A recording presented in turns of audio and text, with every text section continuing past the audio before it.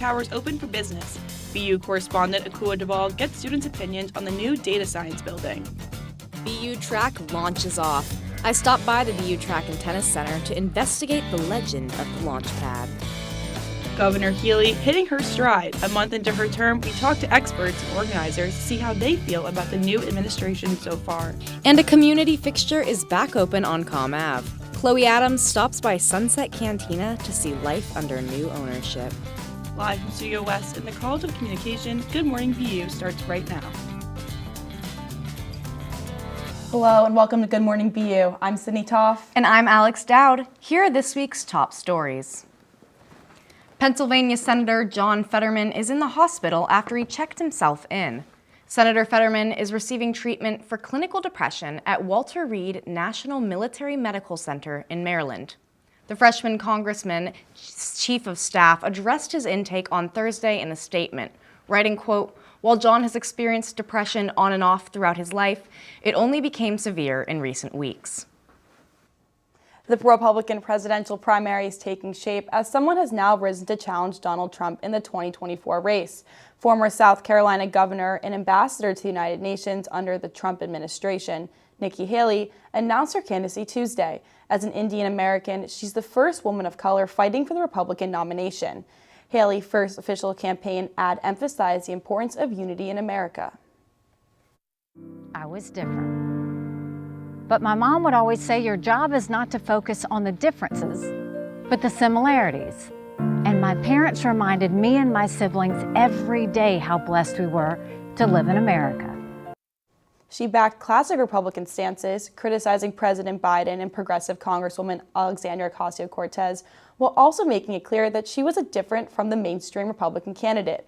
Only a few other Republicans have hinted at a 2024 run, including former Vice President Mike Pence and Trump's Secretary of State Mike Pompeo. No Democrats have announced that they're running yet. On Wednesday, the City Council voted 7-5 to replace the current school committee, which will no longer give the mayor access to appoint new members. In addition, the council approved a notion to empower student members of the school committees to use their voices and vote. This comes just days after Mayor Michelle Wu said on Boston Public Radio that she would not be in favor of such a move. I have never been supportive of an elected school committee. I ran for this job because I want to make a difference in the schools. I want to have accountability and responsibility to be able to make the changes that we need.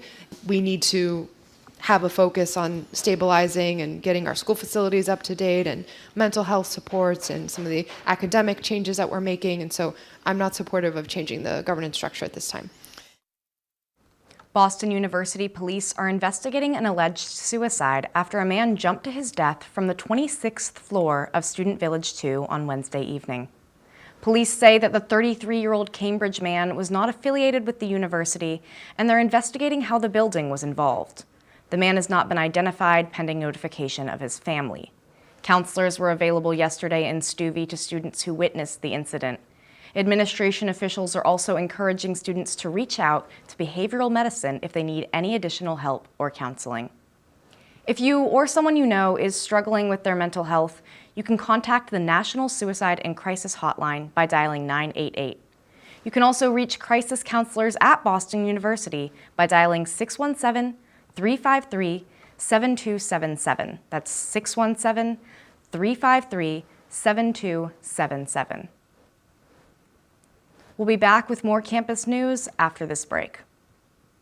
They said I have troll teeth. That my voice sounded like a possessed baby doll. That no one would ever love someone as stupid as me. That I was fat, ugly. Disgusting. The effect of bullying is potent. We will no longer be the silent majority. Now, when you see online bullying, there's something you can do about it. We're gonna take action with the I. I am a witness. I am a witness. I am a witness. I am a witness. I am a witness, and so are you.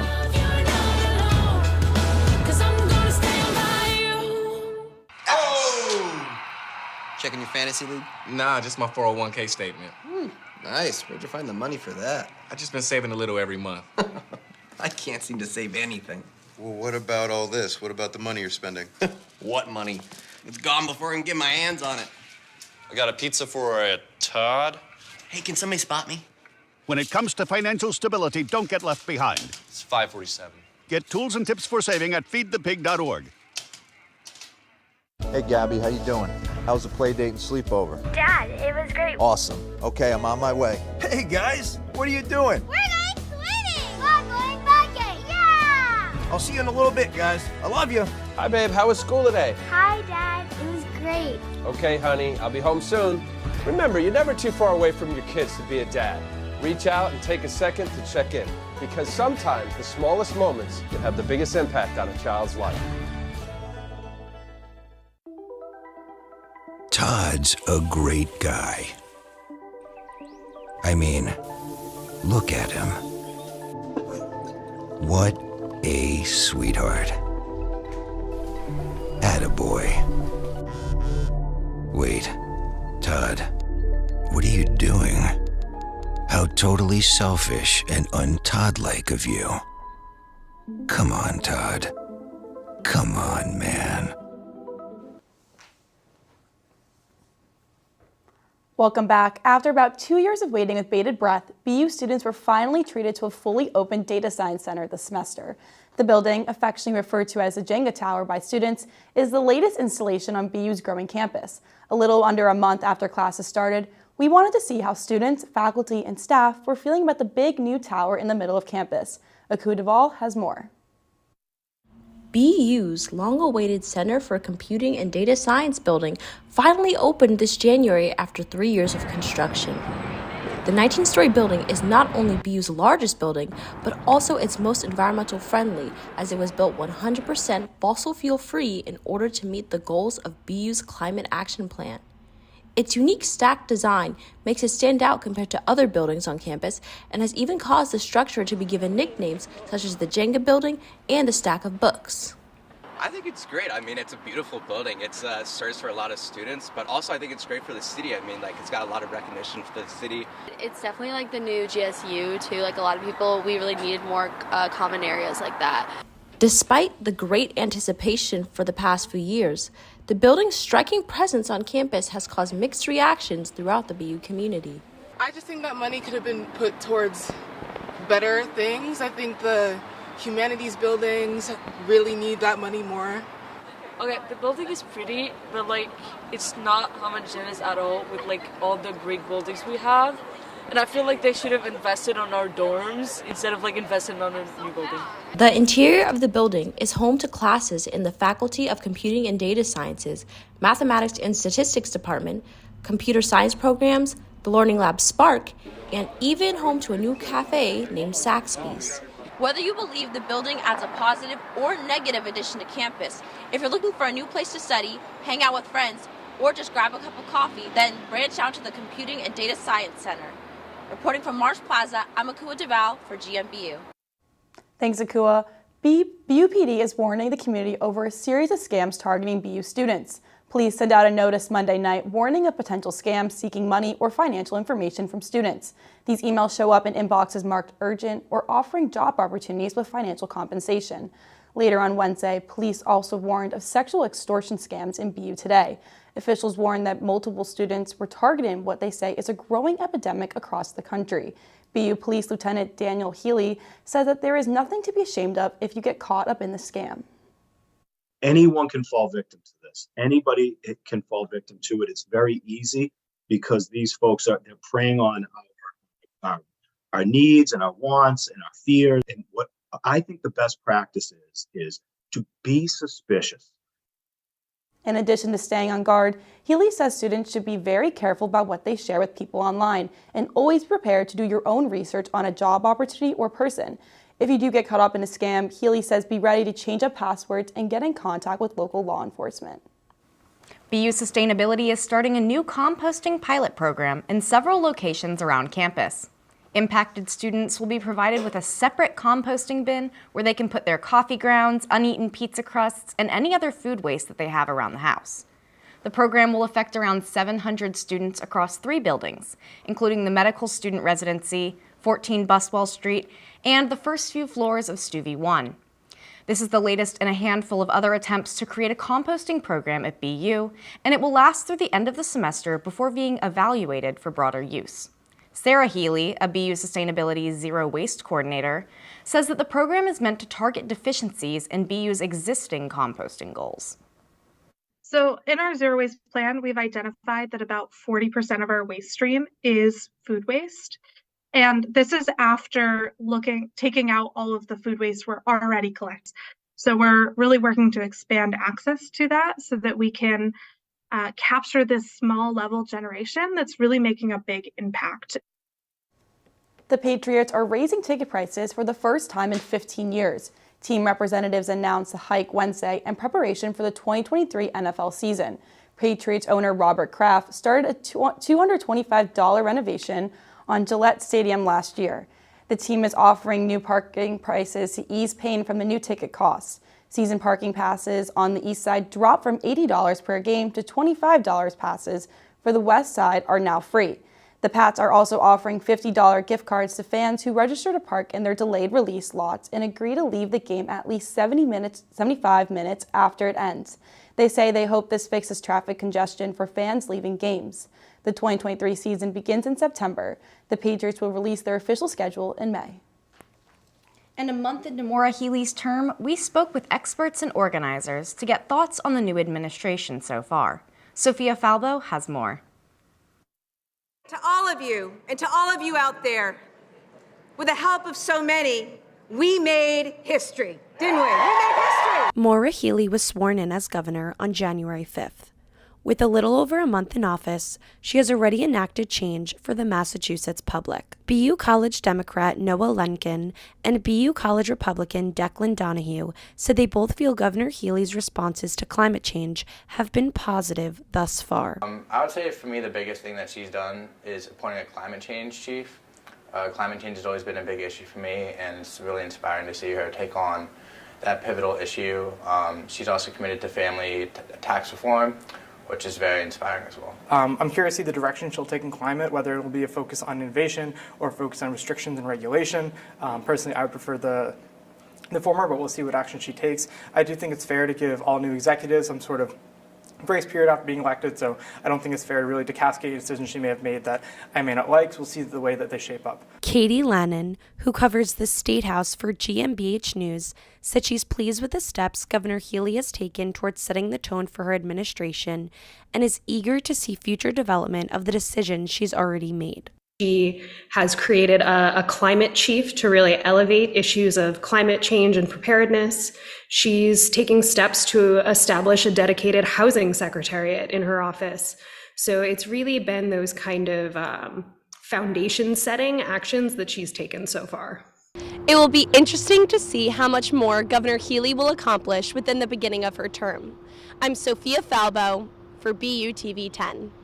Thanks, Sophia. Coming up next, Lainey Broussard checks in with the College of General Studies Dean, Natalie McKnight, to speak about the ongoing search for a new Dean of Students. Stay tuned. They told me a bottle couldn't dream. That I would never become a superhero.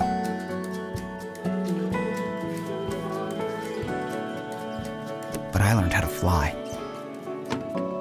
Just to come back in a new disguise. And be the hero that I've always wanted to be.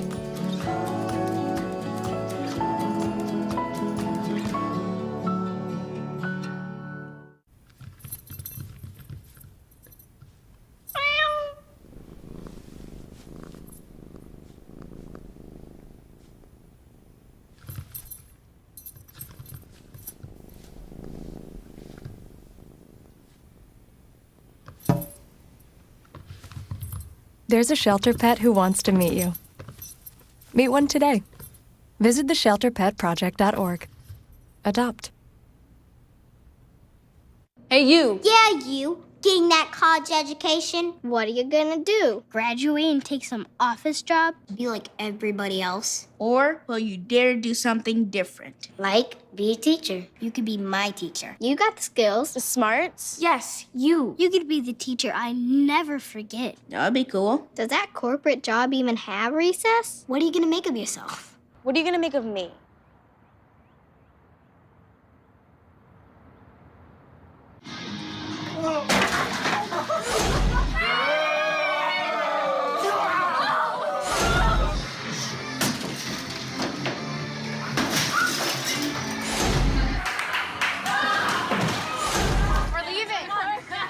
Most party fouls are pretty dumb. But if you decide to drink and drive underage, you could lose your license and your freedom. Underage drinking and driving. The ultimate party foul. Welcome back. Boston University is looking for a new Dean of Students. Just under 8 months since the departure of former Dean Kenneth Elmore, the university's Dean of Students Search Committee is working behind the scenes to find his replacement. Lainey Broussard sat down with the College of General Studies Dean Natalie McKnight to discuss strategies for finding a new face of BU. Today, I'm joined by Natalie McKnight, the Dean of the College of General Studies at Boston University, who also serves as the chair for the Dean of Student Search Committee. Thank you for joining us today. Sure, thank you. Thanks for asking. Absolutely. So let's get right into it. Last spring, plans to start up a national search to recruit a new Dean of Students for Boston University was announced to all students. As a part of this search, a committee that you agreed to chair was also started up. So what has the process been like to look for the new Dean of Students? We've involved a lot of different parts of the campus in the process. I think, as you know, over the fall, we conducted a lot of listening sessions with undergraduates, graduates, staff, Dean of Student staff, before we even posted the ad, because we wanted to develop a really full job description that really reflected what the community wanted in a new Dean of Students. And in addition to that, I reached out to various student groups, including Executive Committee and Student Government and some others, to meet with them to get a sense from them in particular what they would think of as important in a new Dean of Students. So from all of those listening sessions, kind of the public ones and then the more private ones, we created a job ad, job description, posted it, and January 31st was the deadline for applications. Fortunately, we have a very good, robust applicant pool. And speaking of student feedback, how has student feedback informed the committee's decision on choosing the right candidate for this job? Yeah, it's been really helpful. A lot of things you would expect and some things that you might not expect. Of course, students want to see somebody who's approachable and visible. And one of the themes that has come out, because we did listening sessions with graduate students too, is I think graduate students feel maybe that their voice hasn't been heard as much by the Dean of Students office, or that at least they would want to see graduate students being reflected in the focus and activities and programming of a Dean of Students office. So I think that was important. A lot of attention to, being open to student voices. That doesn't mean you always agree with student voices, but having an open dialogue. I think those are some of the key things. So exactly who gets invited at what point, stay tuned for that. But definitely student involvement with the candidates who come to campus in person will be part of it. Absolutely. Well, Dean McKnight, thank you so much for taking the time out of your day to answer some of our questions. I always appreciate the time I have with you. Sure, thank you. Always great talking to you. Take care. Thanks, Lainey. Coming up next, Alex will be joining Bobby Serafin for your sports updates. To Maddie. Congrats on paying off all those student loans. Finally, right? How'd you manage that anyway? I started tracking my spending, changed a couple of habits. Wow. I'm kind of living paycheck to paycheck right now. I don't even know how I'm doing it. Well, have you tried saving a little? I want to, but where's that money going to come from? Bill collectors, they're the worst. Am I right? When it comes to financial stability, don't get left behind. Not home. Get tools and tips for saving at feedthepig.org.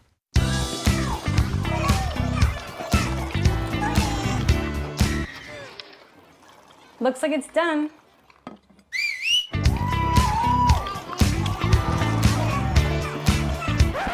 Don't let salmonella get funky with your chicken. On average, 1 in 6 Americans will get a foodborne illness this year. You can't see these microbes, but they might be there. So learn the right temperature to cook each type of meat. Keep your family safe at foodsafety.gov. There's one thing you can never have sex without. It's not something you buy. Or something you take. In fact, there's only one way to get it. It has to be given to you, freely. It's consent. Because sex without it isn't sex. It's rape. Consent. If you don't get it, you don't get it. It's on us to stop sexual assault. Learn how and take the pledge at itsonus.org.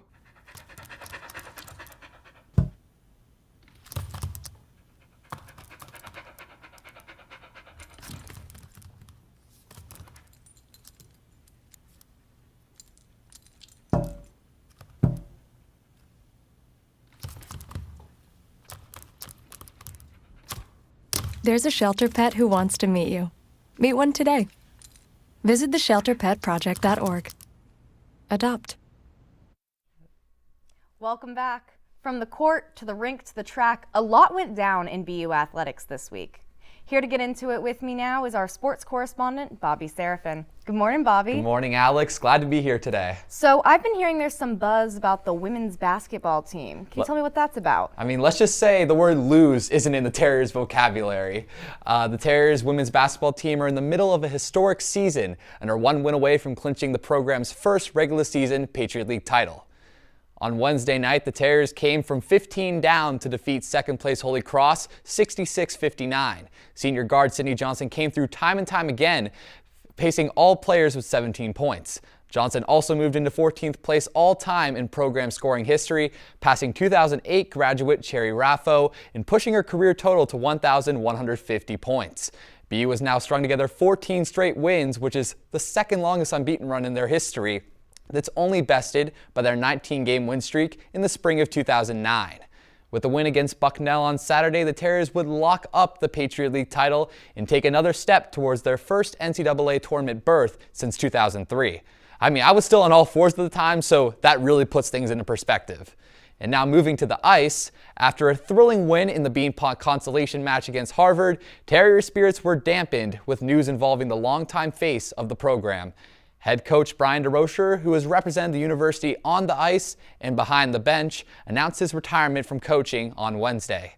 A member of BU Athletics for 36 years, DeRocher has spent the last 18 seasons with the women's hockey team, being with the program since its inauguration in 2004. The Massachusetts native has racked up 336 wins, which ranks him 10th all-time among women's college hockey coaches. But after all the trophies, all the memories, and all the accolades, the 1978 graduate will coach his final game this Saturday against the Northeastern Huskies at Matthews Arena. What a career for Coach DeRocher. Yeah. While he's walking off the ice, though, I'm walking onto the launch pad. I'm checking out what going on with BU's track and field. I was wondering what was happening down there, so I decided to lace up my running shoes and find out. On your mark.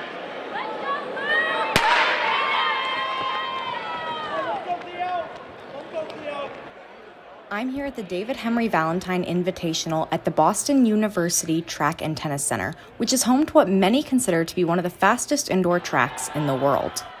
Just ask University of Texas runner Creighton Carrozza. He holds the facility record for the 800-meter race and currently has the fastest time in the NCAA. It feels like you're running on a trampoline.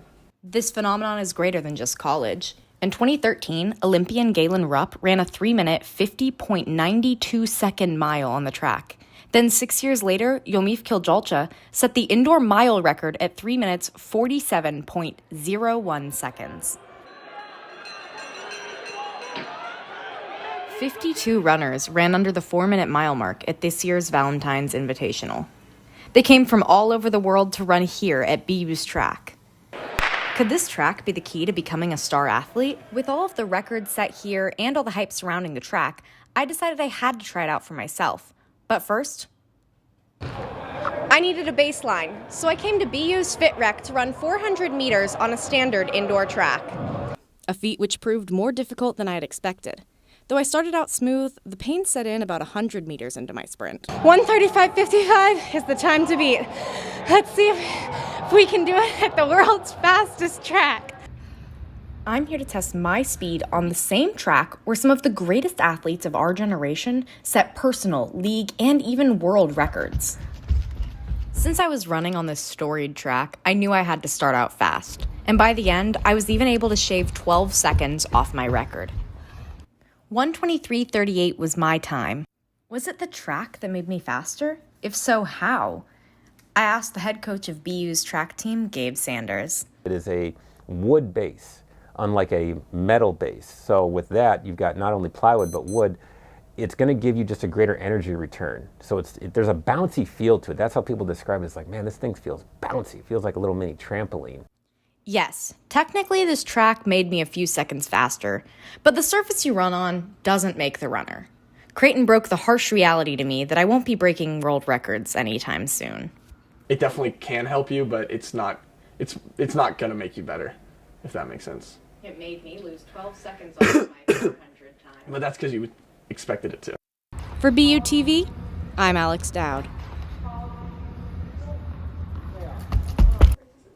Thanks, Alex, and thanks, Bobby. Up next, we'll be looking at the recently reopened Sunset Cantina and its new ownership.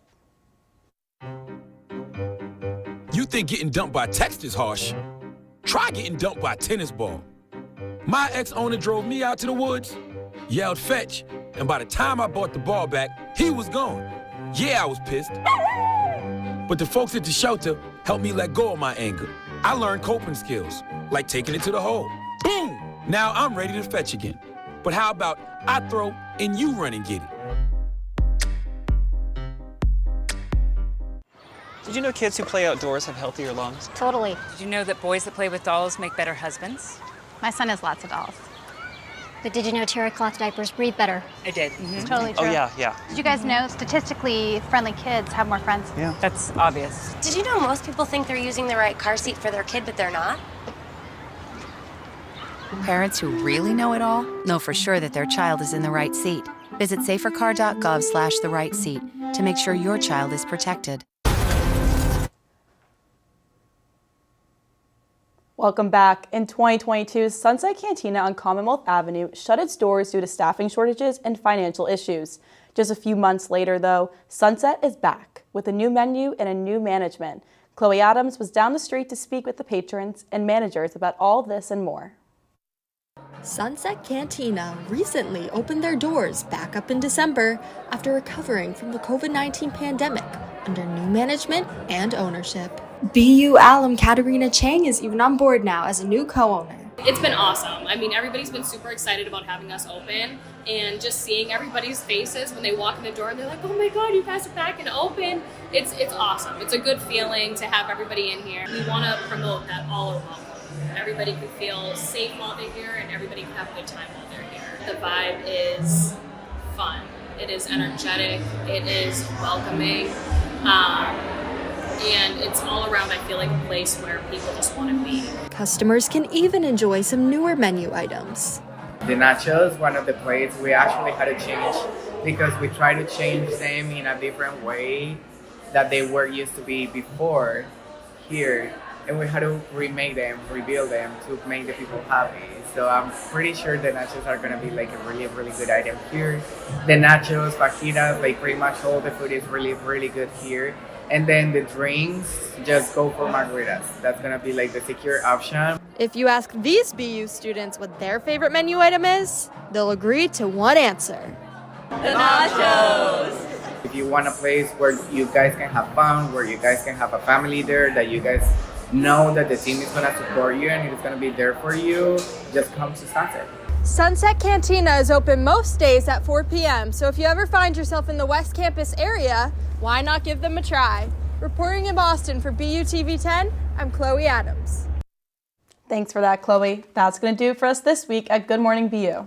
On behalf of all of us here at Studio West, thank you so much for watching. I'm Alex Dowd. And I'm Sydney Toff. Stay safe and have a good weekend.